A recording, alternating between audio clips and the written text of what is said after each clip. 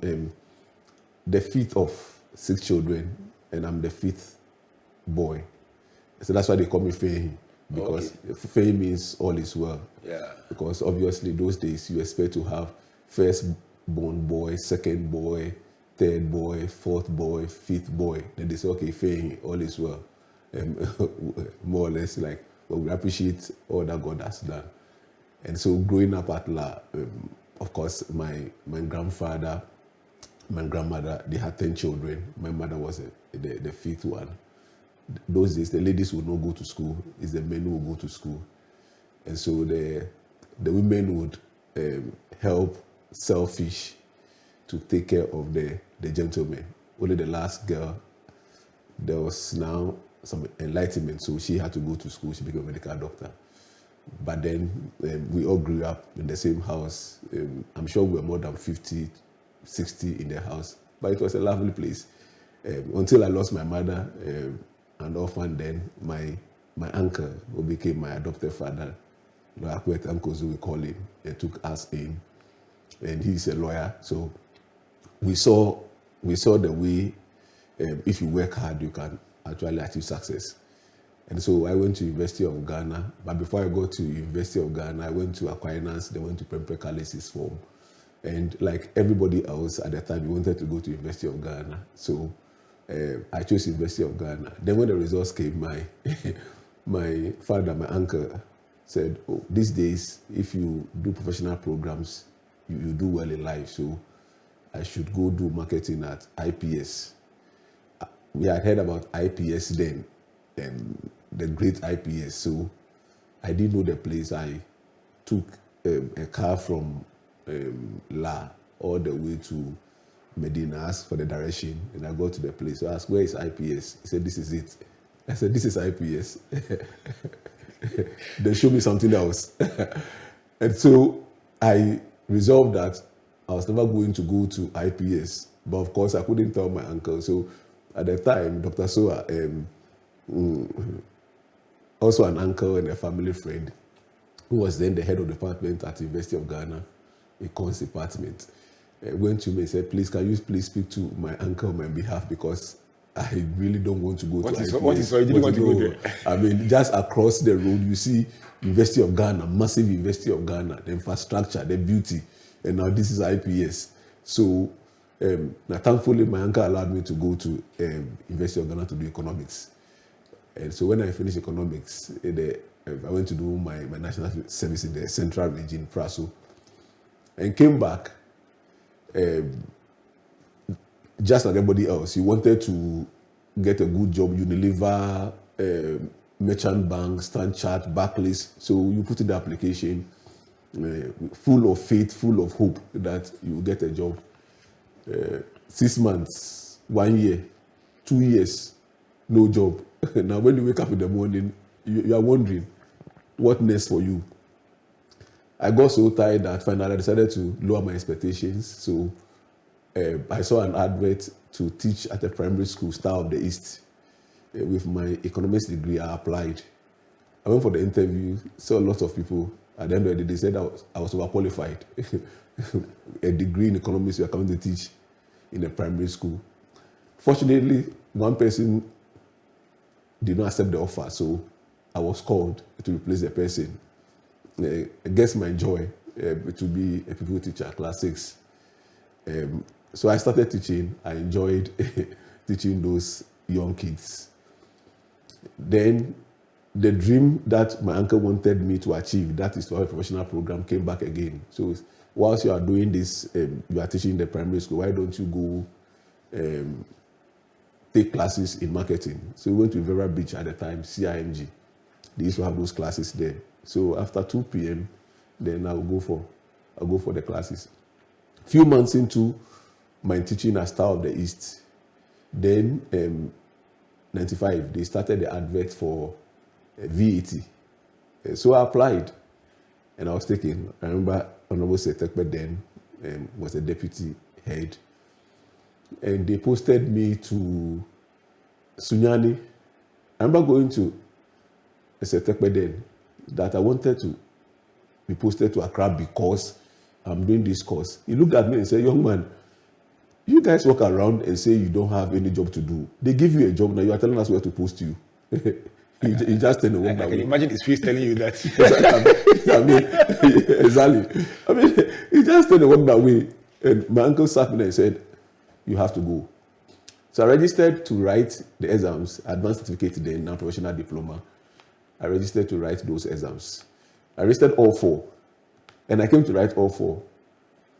What I didn't know was that the convention was that you write 1 or 2 so that you could pass. But because I didn't know, I registered all 4 and wrote all 4. And when the results came, I passed 3 out of the 4. Apparently, my colleagues, because they were attending classes after work, they didn't even have the chance to write the exams. And so they had deferred. Me, that I left for Sunyani, I was not attending classes because I felt I was disadvantaged. I was rather learning, and I came to write, and I passed 3 out of 4. So I was ahead of them. Then I learned a lesson that sometimes what you don't know is good for you. I then started that, okay, so this is the path to go. Within 3 years, I've been promoted at VAT service. In fact, VAT was abolished, came back. We joined IRS, then came back. So 3 years I was promoted. 6 years I was promoted again. And the 6th year, the entire region, I was the only person promoted among my colleagues. Interestingly, that was the same week I left VAT service. And I think I see Joy FM here. I was listening to Joy those days. It was on Sky in Sunyani. They were interviewing, I think, Dr. Kwesi Jonah. And I felt that I wanted to be like this man, an academic, as various issues and all of that. It's like a light just came on that this is what I wanted to do. So I applied to come and do the MBA then. I had an admission. So the week I was promoted, I put in the request that I should be granted study leave. So I left for Accra. 1 year into the journey, then I got the letter that, sorry, they couldn't grant the study leave. I had a choice to make. The choice was to stop school and go back to VAT. And VAT at the time, they pay well. I mean, you're a tax man, put your white shirt, your tie, especially when I spent 2 years without a job. And now you have a good paying job, people respect you, and now you have to stop, the choice to stop or to say, I've stopped school and go back to work. That's a tough one. It was a very, very tough one. I prayed, I fasted. It was still very difficult. Finally, I just woke up one day and decided that I've stopped school. I've stopped work. I'll continue with my education. What that meant was that there was no income for me, and I was newly married with a daughter.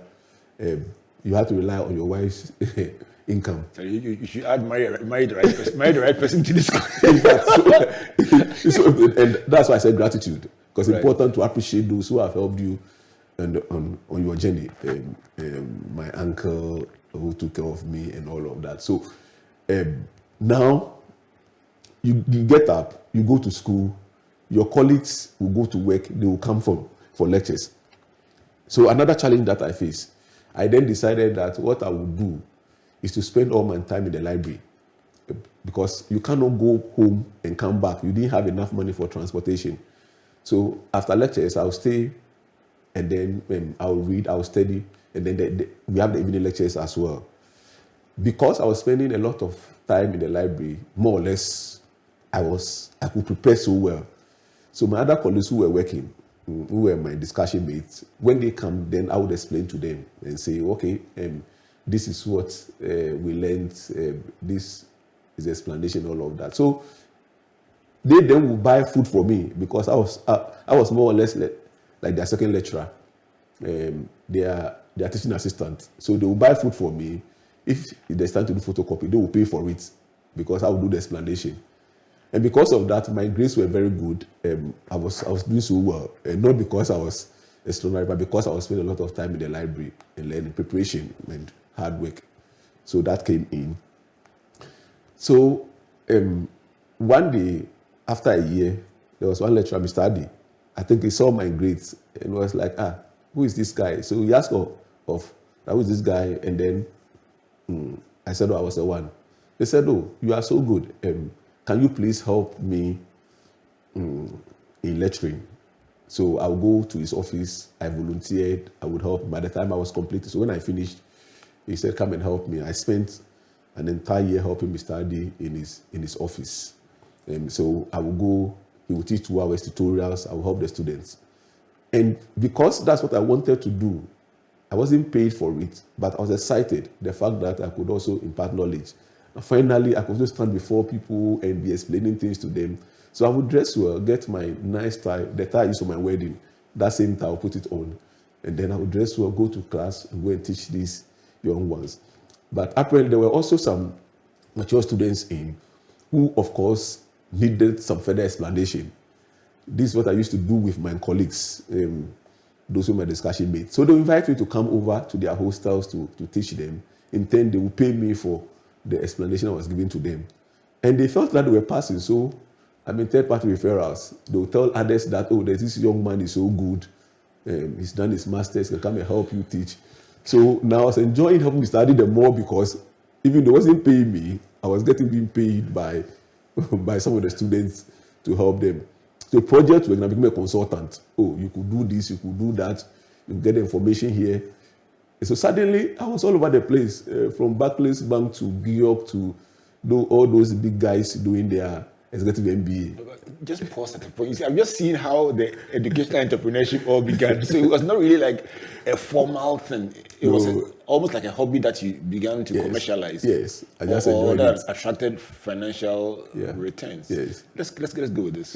I'm liking it. So I enjoyed it. So I was all over the place and all of that. So then I started having the confidence to teach because then big men and women are calling you to help and that kind of thing. So I was enjoying it. But of course, I still needed to have a formal job because you have a family to take care of. So I saw this advert from IMS. Now it's UCOMS.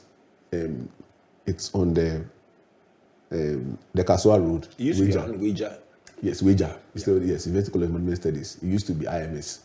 So I saw the advert. Dr. Opata of blessed memory. So I applied. Good man. I met him a few times. Yes, a very, very interesting man. Good man.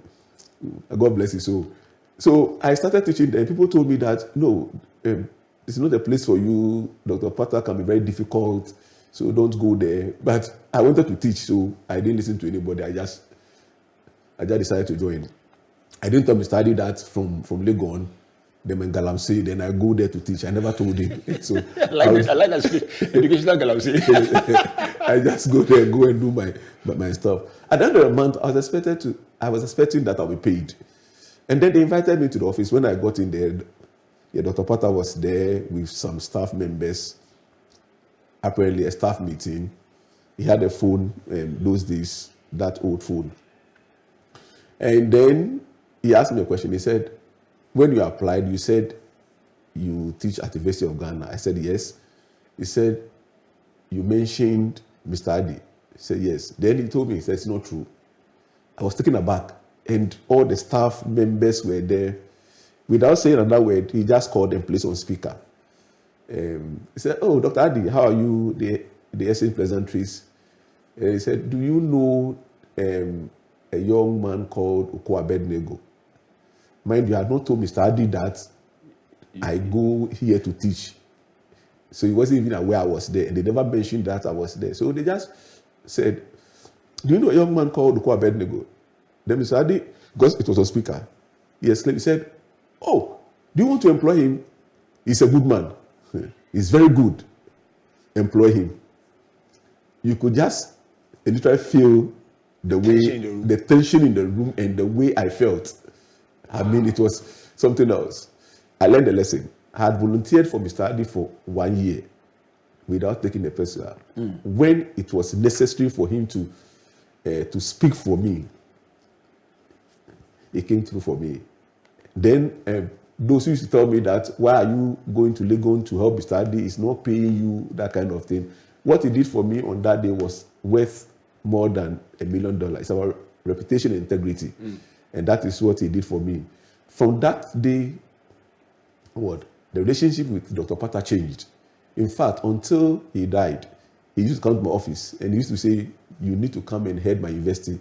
And if you don't come, get somebody to come and head my university. Wow. That was what Mr. Ade did for me. That's how far he could take me. If he was paying me, he would not be under any obligation to do that for me and all of that. Interestingly, that day when I left, I came straight to University of Ghana, Mr. Ade's office. He never mentioned that somebody made that call to him. Up to today, he never mentioned.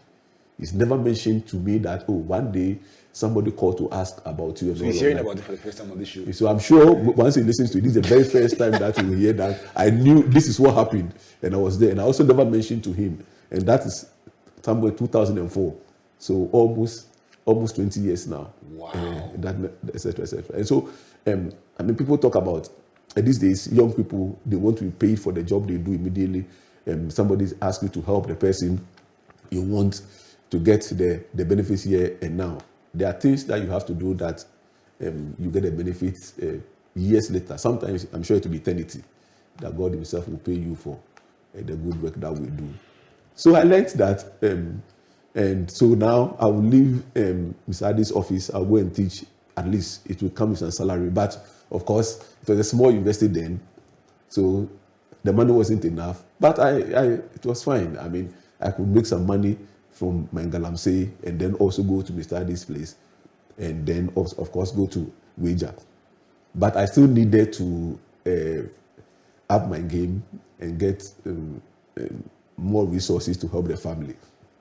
So one day I saw an advert. I think my wife even saw it, to All Nations Investing in Koforidua. I think the day she saw it was the last day, on a Friday, and I applied. And she had a friend who was going to Esther, who was going to Koforidua that day. So she took the letter. So she got there. When she got there, she sent it on a Saturday. They had closed the office, so she gave it to a security man. Gave it to a security man who then dropped it on a Monday morning. I forgotten about it then. Somewhere January 2004, I remember that because it was, I had attended Jericho R, and they were having 40-day prayer and fasting. So I decided to be part of it. Then I got a call. He said, it's Dr. Donko from All Nations University. He asked where I was. Said, I was in Accra. Said I was coming to Accra the following day, where he would see me. I said, he will see me at Action Chapel around 3 p.m. Unfortunately, I had gone to help somebody at Barclays Bank, the usual thing to to help her do her work. So I was a bit late. When I got to Action Chapel after 3, Dr. Donko had come. So I saw the All Nations vehicle parked there. I approached it. They said, Dr. Donko had entered the auditorium.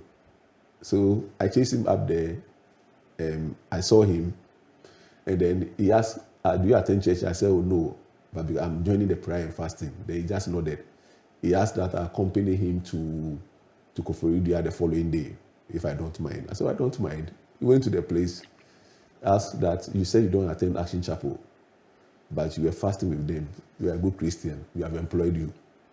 So that was how come I landed at All Nations. My faith and being gratitude to God landed me at All Nations. So I started teaching. Again, they just started, so the salary was not that big enough to take care of the family. But again, we are making progress. And All Nations, I virtually taught, in fact, I taught virtually every course, from strategic management to marketing communications, consumer behavior, to communication skills, whatever. The point is that people were always resigning, and once they resigned, I just volunteered to take the course because I just enjoyed it.